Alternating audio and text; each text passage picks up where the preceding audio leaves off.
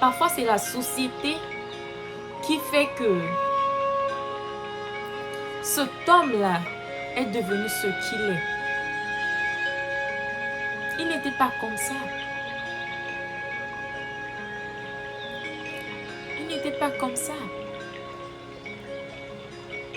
Donc j'aimerais nous dire à nous, les parents, les futurs parents, ceux qui sont déjà parents, commencez à rapprocher vos enfants.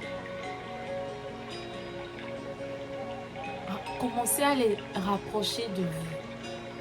Je ne vous dis pas de ne pas corriger vos enfants.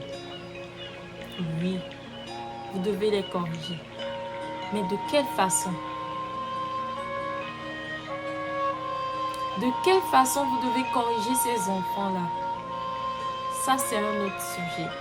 Si vous voulez, et c'est ce que je dis dans cette vidéo, vous voulez que je rentre plus dans les détails, je ferai d'autres vidéos en ce sens-là, parce que c'est quelque chose vraiment qui me tient à cœur. Ça me tient réellement à cœur. Et j'aimerais vraiment approfondir ce sujet, vraiment parler à nos parents, nos futurs parents, de vraiment prendre le soin de vraiment revoir cette partie-là. C'est important. C'est très important.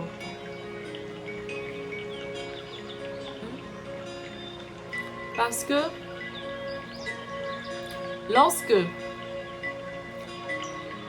cet enfant est détruit et qu'il va grandir, il va avoir une relation,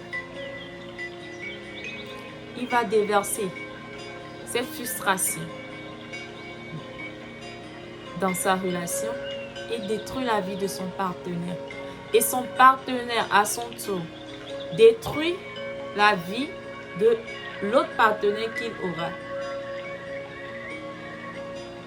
Et imaginez que dans ces relations, il y a un enfant. Dans ces relations, il y a deux personnes qui sont blessées. Et ce mal-être-là est déversé dans l'enfant. Et cet enfant grandit. Et il redonne, vous voyez, là où ça nous amène. Et on se plaint que le monde devient ce qu'il devient. On se plaint que le monde devient ce qu'il devient. Non. Même ceux qui... C'est vrai que un enfant doit grandir dans une famille soudée, une famille. Ça leur donne plus de joie de vivre et tout ça. Mais lorsque vous n'avez même pas l'occasion de vivre avec votre partenaire, soyez présent dans la vie de vos enfants, hommes ou femmes. Soyez présent.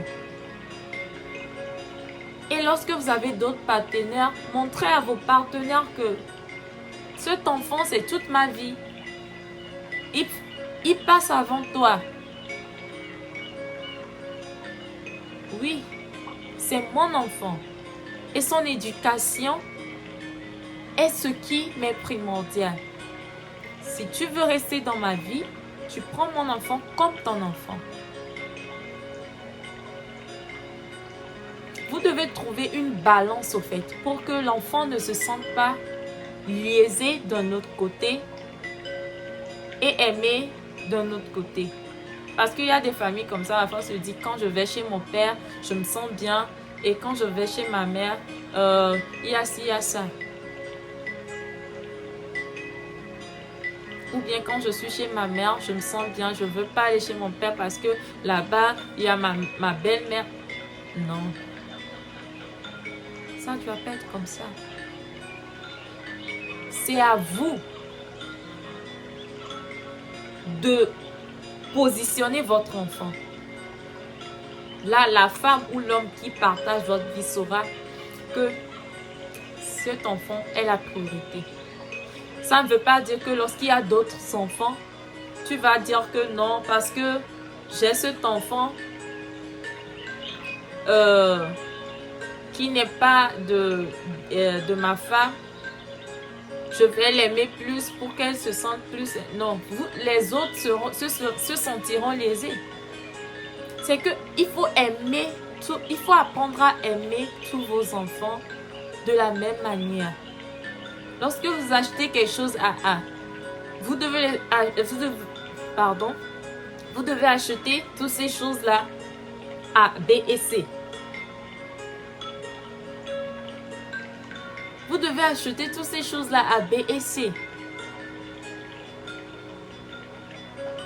Sincèrement, ce sujet me tient très à cœur. Vous ne savez pas à quel point, parce que j'ai remarqué que dans cette société, c'est ce qui est le nœud central du problème en fait. Regardez bien les enfants qui ont grandi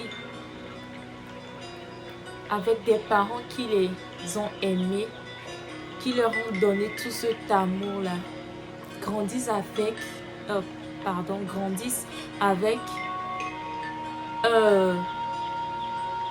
cette confiance en soi. Ils dégagent quelque chose au fait. Et lorsqu'ils sont dans des relations, tu verras qu'ils se donnent, mais ils connaissent aussi leurs valeurs. Ne faites pas en sorte que vos enfants aillent se retrouver dans des relations où elles sont maltraitées, où elles sont tapées, mais n'arrivent pas à partir parce qu'ils ne se sentent pas aimés chez vous. Parce qu'ils ne se sentent pas aimés chez vous, ils sont obligés de rester là-bas parce qu'ils se disent que c'est là-bas que je suis aimé. Ils se disent que c'est parce qu'il me tape, il me tape parce qu'il m'aime. Ou elle me tape parce qu'elle m'aime. Non. Non. C'est pas ça de l'amour. C'est pas ça de l'amour. L'amour est bon. L'amour est bienveillant.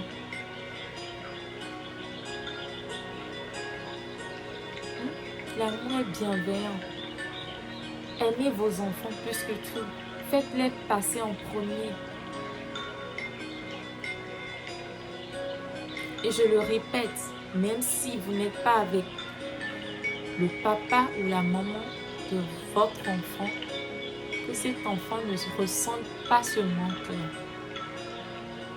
Et lorsque vous devez faire venir une personne dans votre vie, qu'elle comprenne que cet enfant-là, c'est votre priorité. Si elle est d'accord, elle reste. Si elle n'est pas d'accord, parce que cet enfant, c'est la relève de demain. C'est la relève de demain. On ne veut plus d'enfants maltraités. On ne veut plus des enfants qui sont insultés et qui demain vont devenir des brigands, des voleurs parce qu'ils ne se sont pas sentis aimés, parce qu'ils ont une frustration en eux qu'ils veulent déverser dans d'autres personnes. C'est à vous que cela appartient, c'est à nous. C'est à nous que ça appartient de changer le monde. Nous devons commencer aujourd'hui à changer ce monde-là. Si ce monde-là est pourri à nos yeux, alors commençons à le changer en éduquant nos enfants. Je ne dis pas qu'on ne dit pas bien nos enfants. Oui, les parents, ils aillent au boulot. Et regardez, ils aillent au boulot. Pardon. C'est que le sujet me tient trop à cœur. Je ne sais même plus ce que je dis en fait. Les parents vont au boulot. Ils vont au boulot, ils reviennent. Parfois, ils n'ont pas le temps de demander à l'enfant comment est-ce que tu vas et l'école. Ces petites choses-là. Ces petites choses donnent du baume au cœur de l'enfant. Moi, j'ai toujours ce souvenir-là de mon papa. Lorsque on était petit, il nous disait, amenez vos cahiers. On avait un cahier rouge. Il y avait des cahiers de couverture rouge là, où on faisait les tests. Il disait, amenez vos cahiers.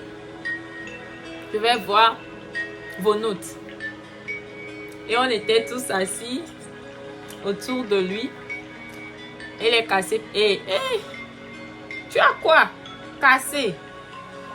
Pardon. Et les cahiers passaient à tour de rôle. Ah, j'étais là. Calcul. 0.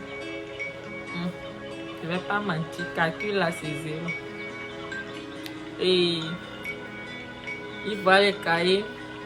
Vous-même, vous savez, il y a bâton derrière qui arrive pour vous corriger. On regarde, il dit, c'est le cahier de qui ça? On dit, c'est pour Camille. Il dit, il y a un 0 qui rit là-bas. Tout le monde commence à rire. Vous voyez, et ce sont des moments de pur bonheur. Ce sont des moments de pur bonheur qu'il faut partager avec vos enfants. Trouvez du temps pour votre famille. Je ne dis pas que ma famille ou bien mon papa était parfait. Je parle juste des moments, ces souvenirs-là qu'il a créés en nous. Ces souvenirs-là qu'il a créés en nous, ce sont des moments que je chéris en fait. Donc, je vous en prie, arrêtez de dire à vos enfants, oui, je ne t'ai pas voulu, ton papa était ci, ton papa était ça, je voulais d'un garçon, je voulais d'une fille et je t'ai eu. Non, vous voulez que cet enfant-là devienne quoi quand vous lui dites ça? Vous voulez qu'il devienne quoi? Tu ne voulais pas d'un garçon. Garde ça pour toi. Garde ça pour toi. Tu ne voulais pas d'une fille. Garde ça pour toi. L'enfant n'a pas besoin de savoir. Il n'a pas besoin de savoir. Parce que vous allez créer en lui une insécurité.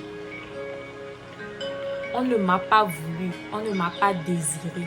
Et lorsqu'il va tomber sur un gars ou bien une fille qui va lui montrer, même c'était pas de l'amour, c'était peut-être en ce moment-là, elle avait besoin de lui, bien il avait besoin d'elle. Elle va sentir un peu que ici on m'a apprécié là. Elle est collée là-bas. Lorsque vous allez lui parler, même ses oreilles sont bouchées. Ses oreilles sont bouchées. Elle n'entend plus parce qu'elle se sent aimée. Toi, tu lui dis, je ne t'ai pas désiré. Ici, elle s'est sentie aimée. Lorsqu'on va la taper là-bas, elle va mourir ou bien on va casser son œil. Tu vas lui dire, pourquoi tu n'es pas venu me voir? Really? Tu m'as désiré. C'est là-bas on m'a montré que je suis désirée. C'est là-bas on m'a montré que je suis désirée, donc je reste là-bas. Même s'il me tape, il m'aime. C'est 1 plus 1 égale à 2. Si je mens, dites-moi que je mens. 1 plus 1 égale à 2. Toi, tu ne m'as pas désiré. Ici, on m'aime. C'est parce que même s'il me tape, il m'aime. Toi, tu ne m'as pas désiré. Je viens chercher quoi chez toi? Et pardon, arrêtez de dire à vos garçons, un homme ne doit pas pleurer. Un homme peut pleurer. Un homme peut pleurer, mais il doit savoir se relever. Dites ça à vos enfants. Un homme peut pleurer. Un homme peut laisser cours à ses sentiments. Mais c'est pas pour autant qu'il est une fillette. C'est pas pour autant qu'il est une femmelette. Moi, je suis une personne qui déteste voir les hommes pleurer ou des hommes dans... Ça me fait pitié. Je n'aime pas voir les hommes pleurer. Mais les hommes qui se laissent aller, ce sont des hommes forts. Parce qu'ils savent qu'il y a des moments où il arrive qu'une personne peut tomber.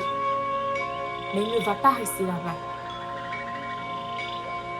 Il ne va pas rester là où il est tombé.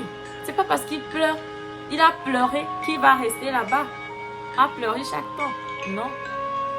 Tu dis à ton enfant qu'il est libre, que tu pleures, que tu es libre de pleurer quand ça ne va pas. Mais quand tu finis de pleurer, essuie tes larmes et continue de courir. Mais, ou bien, tu peux lui dire, you can cry, but continue de pleurer en courant. Tu peux être en train de pleurer, mais continue de courir. Don't stop. Before reaching that level you want to be. Dites à vos garçons, il n'est pas interdit de pleurer. Ce qu'il est interdit de faire, c'est de rester là où tu as glissé ou bien là où tu as échoué. Mais il n'est pas interdit de pleurer. Il n'est pas interdit d'exprimer tes sentiments.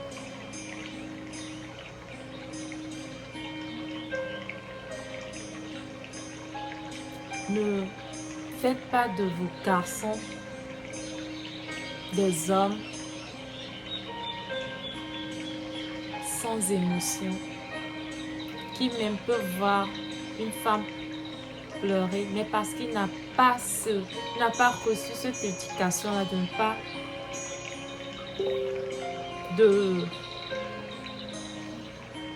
d'exprimer ses sentiments. Il sera comme un robot. Il s'en fout en fait. Si vous voulez des hommes romantiques, des hommes comme vous rêvez, on sait. On rêve des hommes romantiques, attentionnés et tout. Commencez par fabriquer des hommes comme vous les aimez. Commencez à être le changement que vous voulez voir. Même si vous n'avez pas eu cette chance d'en avoir, faites en sorte qu'une autre l'ait grâce à vous. Fabriquez ces hommes-là que vous auriez aimé avoir dans vos vies. Ok? J'ai été longue. J'ai beaucoup parlé. Et sans mentir, cette vidéo, je n'ai pas écrit de test. Je n'ai rien fait. J'ai juste parlé.